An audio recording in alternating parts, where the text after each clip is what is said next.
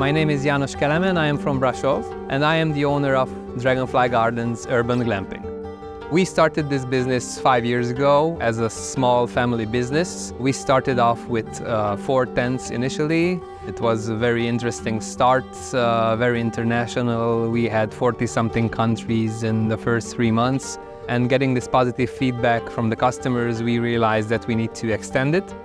So the second year we've extended this whole project from 4 tents to 6, and then during the way to 10 tents.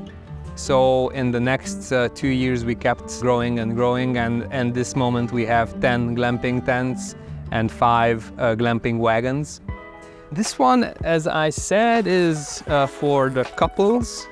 So inside we have a queen-size bed. So I think it's a really romantic setup for couples. This is a canvas-covered wagon, so basically it's a tent that looks like a wagon. In the interior, we have double bunk beds. This is mainly for families. It can accommodate 5, even 6 people, talking 2 adults and 3, 4 kids. And then some basic furniture, 2 chairs, a table, and the heater, which is electrical, to keep our customers warm even in the nights when it's more chilly. So all of our units have a name. Our wagons are named after horses, so mainly horses. So that one is Dapple, which is Sancho Panza's mule. That one is Jolly Jumper, which is Lucky Luke's horse. That one is Spirit. That one is Kinchem, which is a famous Hungarian racehorse, and this is the Gypsy. We also have the tents named from fruit trees and usually fruits. So this one is the gooseberry, for instance, because we have gooseberry behind it. But we also have the blackberry, we also have the elderberry, the hazelnut, the lavender, the peach, and so on. And we have one of my specials, it's called the Newton, because it's close to an apple tree and the apples keep falling on the top of the shed, and then you just hear bang, bang, bang all day. So yeah, that's why it's the Newton. So we want to keep this fun, and that's why we invent these little aspects that make the whole project a bit more fun. Our motivation to do this business was that my wife and I were both working for multinational companies, and we always felt that we no longer want to do that. We spent a lot of time at our jobs. We spent a lot of time just commuting to our jobs, and we said we want to be close to our kids, close to our family, and we want to do something together in our own pace. So we decided to quit our jobs and just go for it and implement this whole project. It was really a leap of faith, so we didn't know at that time glamping was a totally new industry for Romania. We were in the city and this was even more unusual. We didn't know what the reaction was, but we were just confident that it's going to work. So we just did it. Apart from the motivation that we wanted to do something for us and for our family, we also wanted to bring something new and something different into the whole context in Brașov. We were not very happy about how currently tourism is run, with huge buildings and a lot of concrete, and it was just not our style, and we wanted to do something else. So we said, since we have this land here, which is inherited by my wife's family, and her family has her roots here for the last 200 years in this land, this patch of land, we said, let's do something that combines our will to do something for ourselves, and let's also use this land that we have. So since it was very green, a lot of fruit trees and everything, and it was much closer to our perspective and our way of thinking about tourism than what conventional hotels have to offer, we said, okay, let's combine the two and let's do tourism in this garden. So we wanted to launch a camping site initially, but we said camping is relatively complicated. Few people come with full equipment to Brașov. So let's think of something else, and we reinvented glamping. So we added a few tents into our garden without our garden having to suffer. So we kept nature as it was. The platforms, the wooden decks that we made are built around the trees without having to cut the trees. The whole footprint of the whole project was really low. So this was really exciting to us. We said this is the way we need to go because it's a perfect combination of tourism and nature and bringing something new to the city and to this area. We have my grandmother here who is living with us.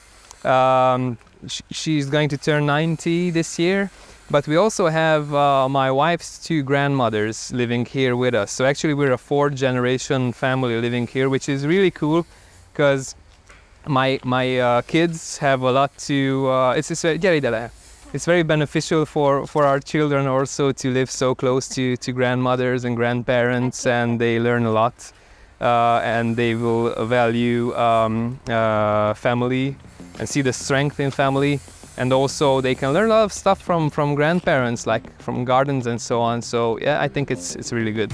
At the beginning, we didn't have a lot of funds for this project, so we had to do everything ourselves. And this was very good because this helped us understand exactly how this whole project works, because every single small detail is controlled by us and was controlled by us. So we perfectly understood how it works, how it was built, its strengths and weaknesses, and where we need to improve. We didn't go to the store and buy some plastic, whatever chairs that we then threw out in a few years and generated waste. We just really upcycle the materials that we have. So here, for example, you can see a little stool that we made. This is almost all of it is from the garden. We had an old cherry tree stump, and we needed something like 20 chairs and stools. It cost a lot of money when you put it on paper, and we said, okay, it's too much, it's stupid to give that much money for some stools and chairs. So what can we do? And we found this old cherry stump that we had here in the garden. And we said, okay, why not reclaim it? So we just cut a few slices of it, and then the metallic part is really made of a construction material that we had laying around here. So we just cut it a little bit and bent it a little bit more and made this nice structure. So right now it's a fully functional stool and costing almost nothing. The gas boiler and the water heater are both reclaimed. Someone wanted to throw them out, so we said, okay, we can fix them. So we just fixed them, and they're functioning for 5 years now. So we saved a lot of money, and then also the environment in a way, because instead of throwing them out and buying new ones, we just reuse the old ones with a little bit of fixing. So I think this is very useful and important for everyone. Everyone should do this. So here we have a vegetable garden that is basically part of our glamping site. I really like that it's in the middle of the glamping, so everyone who goes nearby, they can see how grandmother is doing work here. And yes, I think it's very inspiring for a lot of tourists. This is a bio garden. Unfortunately, it is not big enough so that we use what we make here in the kitchen. But we have a lot of fruit trees, as you can see, and a lot of fruits are served in breakfast time in the kitchen. So yeah, we try to use what we have and share it with our guests. We usually always try to work with local people here. For instance, we have a neighbor who launched a restaurant, but somehow he launched the restaurant here because he found out that we were here, and we have now a collaboration.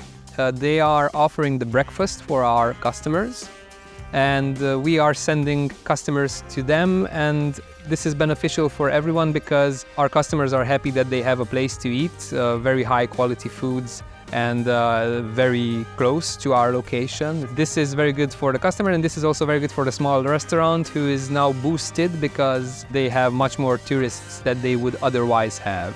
Also, we involve a lot of young people to work with us, also in the maintenance projects, and also in cleaning the tents, and also even in the management part of it, like a reservation management and so on. And this is very good for them because in a relatively young age, they're all in school, they get a sense of how to manage a business. So I would like to encourage everyone who wants to start their own business, even if they have limited funds or knowledge.